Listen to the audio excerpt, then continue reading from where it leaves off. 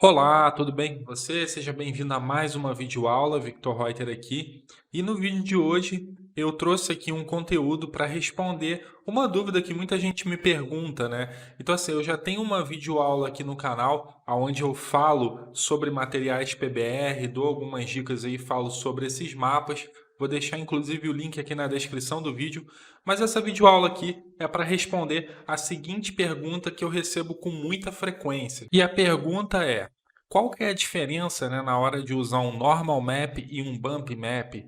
O que que seria um mapa de albedo, né? Por que que se chama albedo ao invés de mapa de diffuse? Quais são as diferenças, né? E também no caso do displacement, quando usar e qual a forma correta.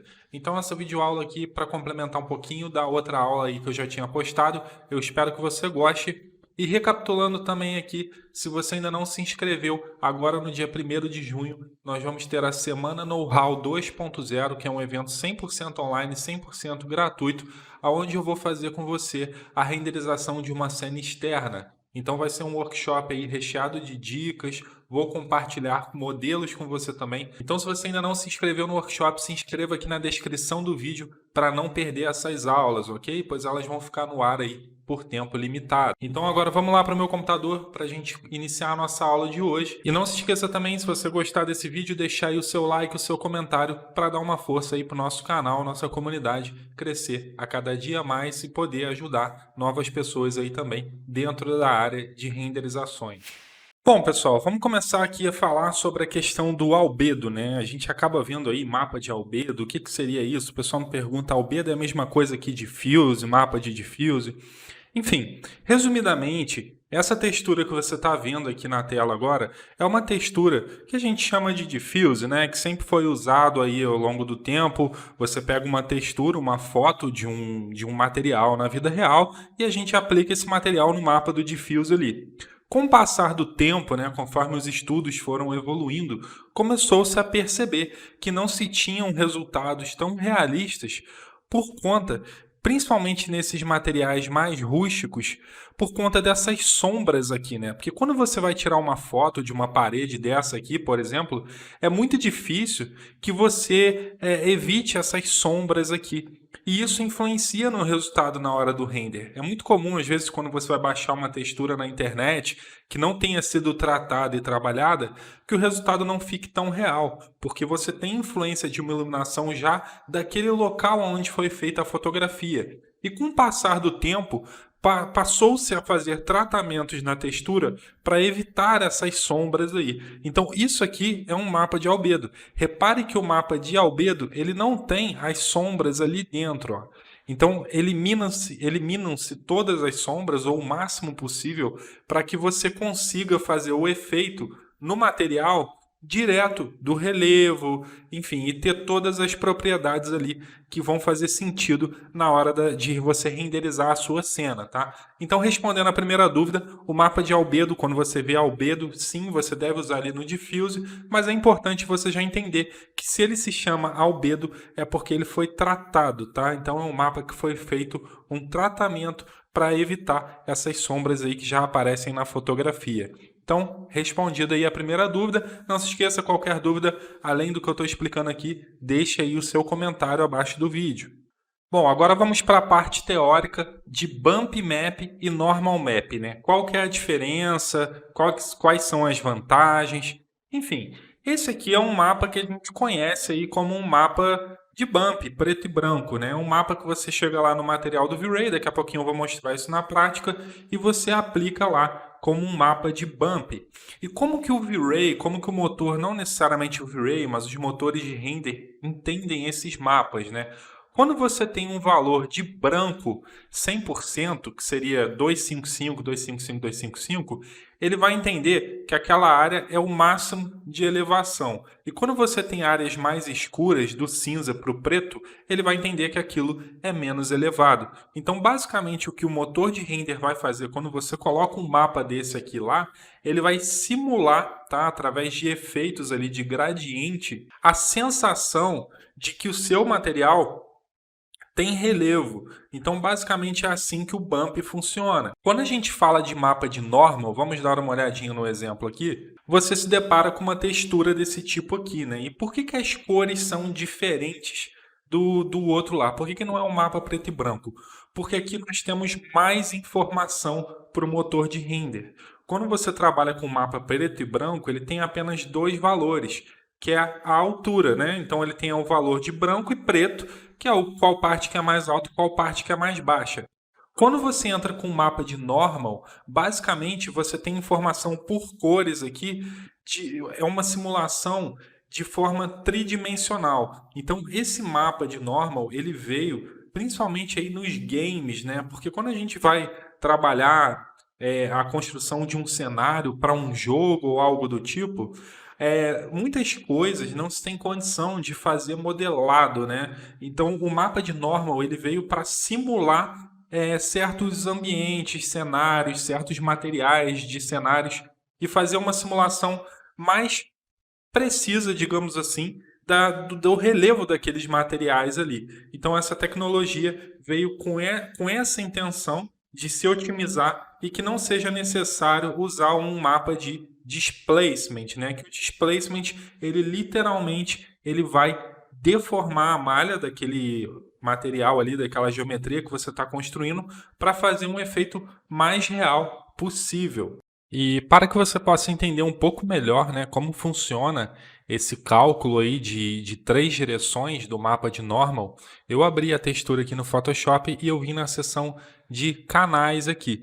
Se a gente der uma olhada aqui no canal vermelho, nós temos a informação de bump, né, de relevo dessa textura, desse mapa, como se a luz estivesse vindo da direita. Então você pode observar que as sombras estão aqui nessas áreas onde a luz não estaria pegando teoricamente. Então ele entende como funciona esse material caso a luz esteja vindo da direita aqui. Quando a gente troca para o verde, é como se a luz estivesse vindo de cima ali nessa direção, né? De cima para baixo.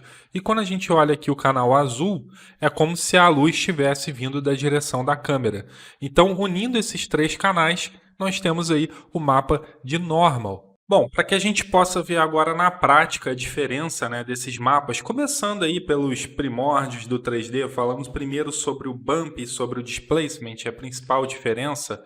Eu criei aqui um material, tá? Chamei aqui de aulas mapas. É um material cinza.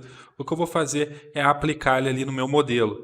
E eu vou carregar aqui no mapa de bump aquela textura que eu mostrei para vocês. Então, eu vou pegar aqui bitmap e vou carregar a textura preta e branca aqui no bump. Então, já carreguei ela aqui, vou retornar. Você pode ver aqui que na prévia do material nós já temos esse efeito aí, né? Estou usando aqui o V-Ray 4.2 e como a gente não tem nenhum mapa no Diffuse, para poder visualizar eu vou dar um copy aqui, vou vir na seção Binding, vou colocar Custom e carregar ela aqui também. Que aí a gente vai conseguir visualizar aqui na viewport do SketchUp e mapear isso aí. Vamos colocar aqui 250. Beleza, então já coloquei um mapa de bump e se eu renderizar agora, você vai observar que nós já começamos a ter um efeito de relevo ali, né? E a gente pode controlar aumentando o amount aqui, vamos colocar 5 para ver se fica mais marcado. Então veja aí o resultado, né, como que ficou. Só que a questão do bump, o grande problema é quando você vai ver o material de repente assim. Se a gente olhar daqui, você vai perceber que é apenas um efeito ilusório, né? É como se fosse um degradê. A gente não tem na real um relevo. Por mais que eu aumente esse valor aqui, coloque aqui 50, a gente não vai conseguir ter essa sensação. Então, resumidamente é isso. E o que que acontece se a gente pegar esse bump aqui, dar um copy nessa textura, desligar ele e ligar aqui o displacement? Aqui a gente não tem o layer de displacement no material, então eu vou clicar aqui no mais e vou adicionar displacement. Vou habilitar ele aqui e colar a mesma textura aqui dentro. Veja que a prévia do material já ficou um pouco diferente ali, né? E se a gente renderizar agora, repare que não aconteceu nada, né? Então, para você aplicar um displacement e ele funcionar corretamente no SketchUp, o ideal é que você crie um grupo, tá? Sempre verifica se a face correta está virada para a câmera. Cria um grupo desse modelo que você vai querer o displacement e aí sim você aplica o material. Então, quando você tiver um grupo e aplicar o material, veja que agora ele já começou a fazer o efeito ali, né? ele está bem fraquinho. Vamos aproximar um pouco mais e aumentar o tamanho aqui também. Colocar aqui 10.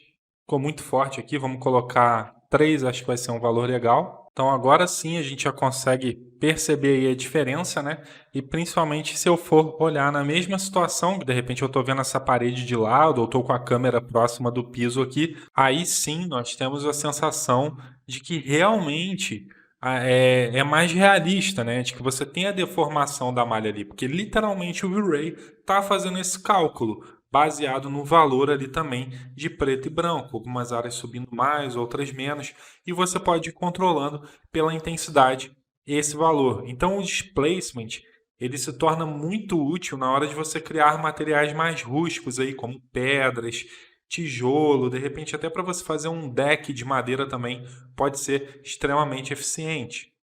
Bom, agora vamos ver como usar um mapa de normal, né? Para a gente poder observar, eu vou desligar aqui o displacement do material, para a gente retornar aqui com o bump. Só que na hora de você usar um mapa de normal no bump, você não pode simplesmente ligar o bump e carregar aqui como bitmap o mapa de normal que você tiver aí. Se você fizer isso, você vai perceber que o seu material vai ficar meio estranho aí. Então vou até diminuir o valor aqui para a gente começar com o valor de 5. E vamos bater um render para ver o que acontece. Bom, aparentemente aqui tudo certo. Vou até fazer uma outra geometria aqui em cima.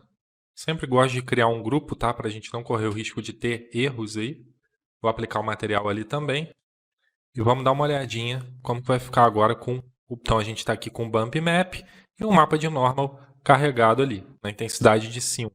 Bom, e aqui está o nosso resultado, só que você tem que ter atenção em algumas coisas aí. Sempre quando você for usar um mapa de normal, para ele funcionar corretamente e você não ter erros, você tem que seguir os seguintes passos aí. Primeira coisa, no modo aqui, o bump, você tem que trocar para normal map, para informar para o V-Ray que você está usando um mapa de normal. Veja que o material ficou meio esquisitinho ali. Isso é porque os mapas de normal costumam vir com um gama que o V-Ray não interpreta da forma correta.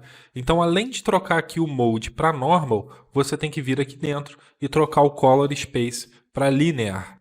Então, ao fazer isso, esse procedimento, você já vai ter um mapa de normal funcionando aí perfeitamente. E veja até aqui na prévia do material como ele dá um efeito mais preciso do que o mapa preto e branco lá do bump, né? Então vou renderizar aqui agora e veja aí a diferença, né? Se a gente aumentar esse valor aqui, colocar 20, por exemplo, ele vai ficar mais intenso. E para a gente poder fazer um comparativo, eu vou salvar aqui no histórico. Vou salvar esse aqui. Vou botar o comentário aqui como normal. Save. Vamos agora trabalhar com o bump. Então vou resetar aqui, ó. Vou botar bump map. Vou deixar o mesmo valor de intensidade. Vamos trocar a textura aqui para aquela preta e branca. E voltar aqui para Screen Space aqui, que é o original do V-Ray aí. Vamos fazer um render agora com o bump map. Vou salvar ele aqui. Esse aqui a gente dá um comentário aqui, chama de bump. Então vamos colocar aqui A e B, para você ver a diferença, né? Então esse seria o bump map e esse o normal map. Então perceba como o efeito, né? É porque na verdade não é uma deformação da malha. É um desenho para você ter a sensação de que aquela malha tem a deformação. Repare como que o normal map ele tem mais efeito de luz e sombra. Ó. Então veja a diferença, como você tem uma percepção mais intensa ali. Ó. Veja a diferença passando aqui. Você tem a sensação de que ali embaixo tem aquela sombra. Então é uma diferença considerável. Repare aqui ó, nessa área, principalmente como ali dá um efeito. Até para a gente poder ver um pouco melhor, eu vou carregar o nosso albedo aqui, a textura. Vou carregar aqui bitmap, trazer o albedo desse material aqui e vamos fazer novamente os testes aqui. Então vamos salvar esse aqui, colocar aqui o comentário bump. E vamos agora carregar o normal, é bom que a gente revisa, então se você quer usar um normal map, troca aqui o modo para normal map, entra aqui, carrega o seu bitmap do normal e lembre de trocar aqui para linear, para ficar no gama correto. Retornando aqui, vai ver que vai sumir as manchas ali do material e renderizando agora. Vou salvar aqui, esse aqui a gente chama de normal. Ok. A e B. Então, mais uma vez, Bump Map, Normal Map. Ó. Perceba as sombras, né? Como dá um efeito de dar mais profundidade no material. Então, qual que você vai usar? Os dois atendem, né? Mas nenhum dos dois chega a substituir o efeito do displacement. Vamos dar uma olhadinha agora aqui, desligar e ligar o displacement para você ver a diferença de realismo, né? Só que o displacement, nós temos o preço aí de pagar no tempo de render, que demora um pouco mais. Então, vamos bater um render aqui. Então veja aí a diferença, né? Vou até salvar aqui também, para a gente poder comparar. Isso aqui a gente bota displace. Foi até bom ter dado esse errinho aqui que a gente vai aprender como resolver. Então vamos botar aqui A e vamos comparar com o normal, né? Que seria com mais precisão a diferença. Ó, como é que ali em cima, inclusive, a gente tem literalmente o relevo da malha.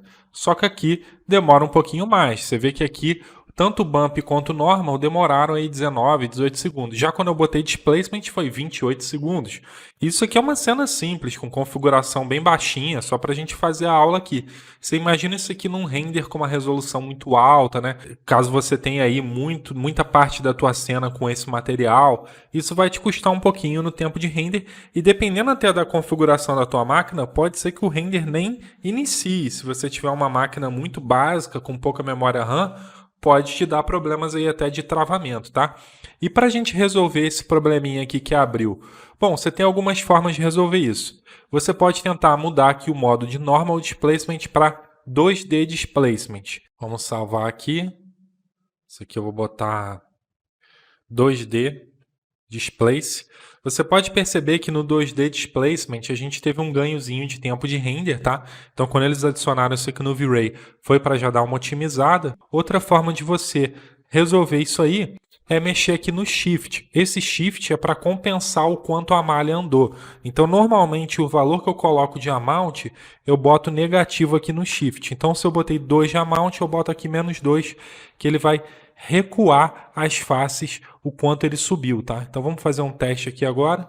Veja que mexendo no valor do shift ali, ele compensou, né? Porque quando ele dá o displacement, ele vai subindo a malha, o shift ele retorna a malha para o lugar e aí problema resolvido. Outra opção que você pode tentar é marcar essa opçãozinha aqui, que ela também vem para resolver isso, tá? Vamos ver se a gente marcando ela aqui resolve. Resolvido também o problema. E beleza, então assim, o Normal Map ele veio para tentar em algumas situações compensar o uso do displacement para você não precisar pesar muito na tua cena, tá? Só que tem um detalhe aqui também, uma observação que é importante eu falar, que o displacement, você tem que ter uma atenção a mais, que principalmente se a gente olhar de perto aqui, você vai perceber que é um mapa cheio de falhas, né? Porque como ele deforma literalmente a malha e a gente tem um mapa, vamos dar uma olhadinha aqui, preto e branco, todos esses pontinhos aqui, eles acabam meio que criando um contraste muito forte, né?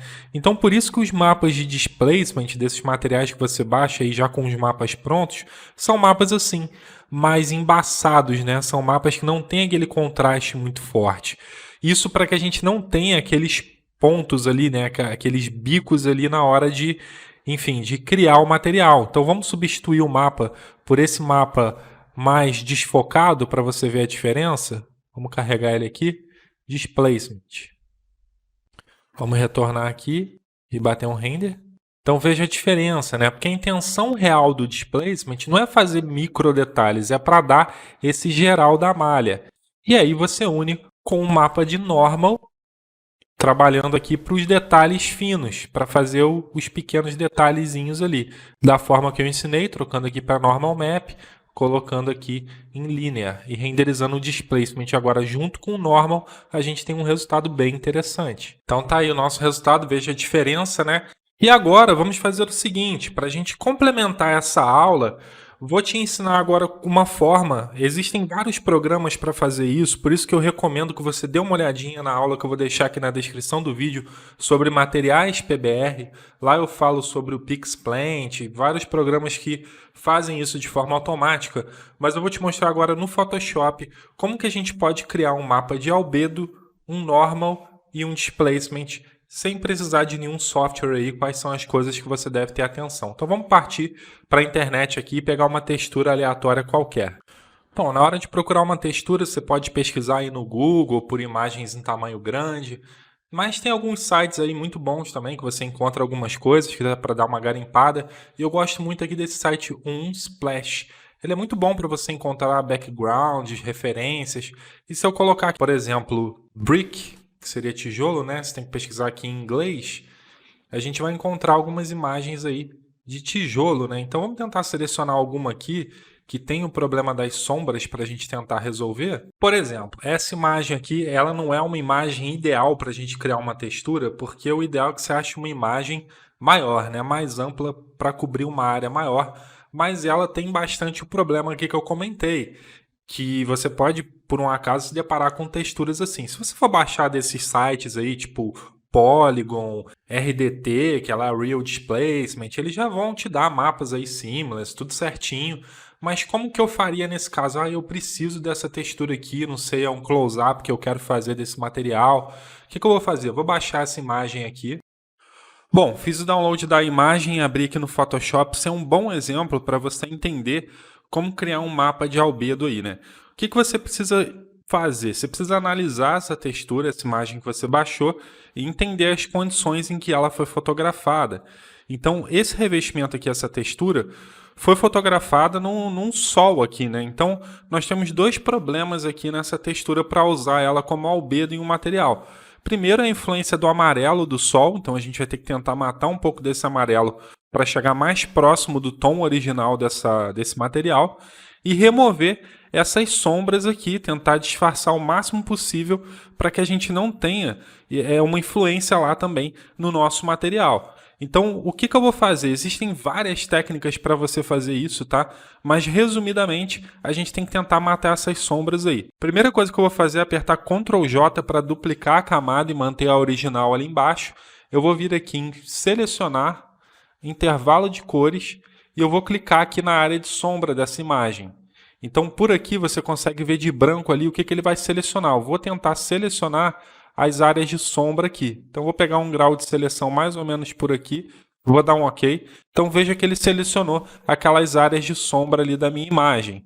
Agora, o que eu vou fazer? Eu vou apertar o Ctrl H. Quando você aperta o Ctrl H, ele oculta a seleção. Aquela área continua selecionada, mas fica oculto. E o que eu vou fazer? Eu ocultei para a gente poder visualizar melhor o que eu vou fazer aqui. Eu vou vir em Filtro, Outros, e vou vir em Deslocamento.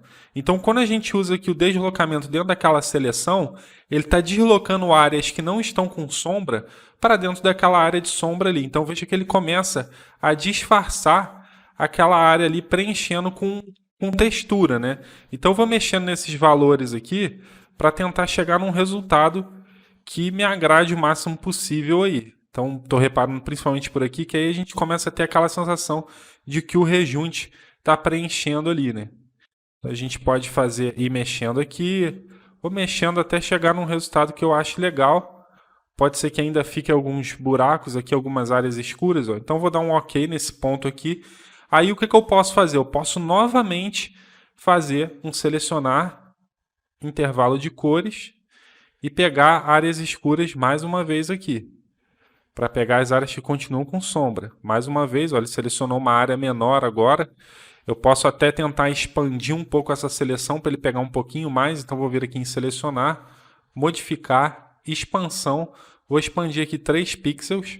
OK. Vou apertar o Ctrl H novamente para ocultar a seleção. Filtro, Outros e Deslocamento mais uma vez. E vou mexendo aqui para tentar preencher mais um pouco daquela área. Então, veja que aqui a gente já mais uma vez preencheu a área ali de sombra. Ainda temos um pouco aqui. Então, o que a gente pode fazer? Mais uma vez, selecionar e você vai fazendo. Intervalo de cores. Vou clicar aqui agora nessa área, para tentar pegar as áreas que ainda estão com sombra. Fazer um grau de seleção mais ou menos por aqui, OK. Ele não pegou bem, vou apertar o Ctrl D para desfazer a seleção. Vamos tentar aqui de novo, intervalo de cores. Vou clicar aqui. Vamos aumentar o grau de seleção. Bom, agora ele já pegou uma área maior, vamos apertar o Ctrl H e tentar de novo. Filtro, outros, deslocamento. E agora a gente já está quase disfarçando todas as sombras aí. Você vê que agora já começa a ficar com cara de albedo, né?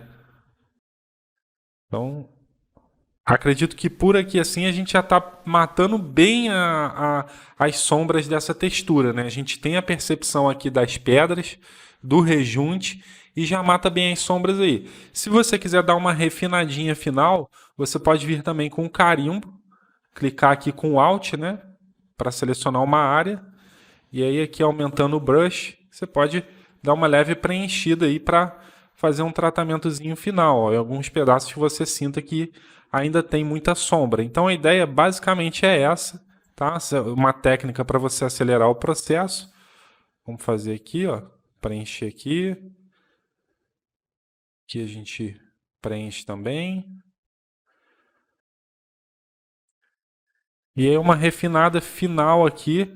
E beleza, vamos ver a diferença. Essa seria a nossa textura original e essa aqui seria a nossa textura de albedo aí, eliminando aquelas sombras. Vou matar um pouco agora também desse amarelo, né, que veio aí da forma como essa textura foi fotografada. Eu posso fazer isso de várias formas. Posso vir aqui no filtro, filtro do Camera Raw e eliminar um pouco de amarelo aqui jogando azul, ó. Então poderia fazer isso aqui. Se você quiser, você pode dar uma última tratada aí na sua imagem. De repente removendo aqui um pouco de contraste, realces, sombras, caso seja necessário aí para você. Tem aqui também a questão de claridade e textura, que é definição, ó. Isso aqui pode ajudar a matar um pouquinho mais ainda as sombras aí. Só que aqui eu cometi um erro, vou dar um Ctrl Z, um Ctrl H, eu estava com a seleção oculta e feita, né? Então tem que dar um Ctrl D para desfazer a seleção. E agora sim usar o filtro do Camera Raw. Então, filtro do Camera Raw. Vamos de novo aqui. Remover amarelo. Fazer os ajustes aqui que eu acho que são necessários aí. Posso dar uma clareada nas sombras também. Por aqui assim. Textura aqui, claridade. Ok, agora sim, beleza. Então vamos ver aqui o antes e o depois, ó. Textura de diffuse que eu baixei da internet, tratamento para a gente conseguir chegar numa textura de albedo. Então o que eu vou fazer agora? Eu vou salvar essa imagem. Então vou vir aqui em arquivo, salvar como. E essa aqui eu vou chamar de albedo. Vou salvar com formato PNG, que tem mais qualidade. Vou clicar aqui em salvar e ok. Então nós já criamos a nossa textura de albedo aí, eliminando o máximo de sombras possível, né? Para a gente não ter problemas aí. O que eu vou fazer agora? Agora nós vamos criar a textura de normal. Eu estou usando aqui o Photoshop CC 2020, tá? Então verifique aí se você está usando a mesma versão que eu para ter as mesmas opções. Vou apertar aqui um Ctrl J para duplicar a camada e manter a original aqui embaixo. Vou vir aqui em filtro, 3D, gerar mapa normal. Existe aí até um site também que você consegue fazer esse normal map online, mas não é um mapa de muita qualidade, tá? Então eu prefiro fazer isso pelo Photoshop. Vou clicar aqui, vou clicar em OK, e aqui ele já começa a gerar um mapa de normal, inclusive tem uma prévia aqui, né, mostrando como que está ficando o resultado ali. E também mexer nesses controles aqui de desfoque. A ideia do normal é criar detalhes finos, né? Detalhes mais pequenos assim para marcar um pouco a textura. Então eu vou dar uma leve desfocada aqui. Vou mexer aqui na escala dos detalhes, ó. Tentar aumentar um pouco. Você pode inverter também, caso seja necessário. Então, vendo pela prévia ali, eu vejo que o ideal seria, de repente, inverter aqui para essa área do rejunte ficar mais baixa, né?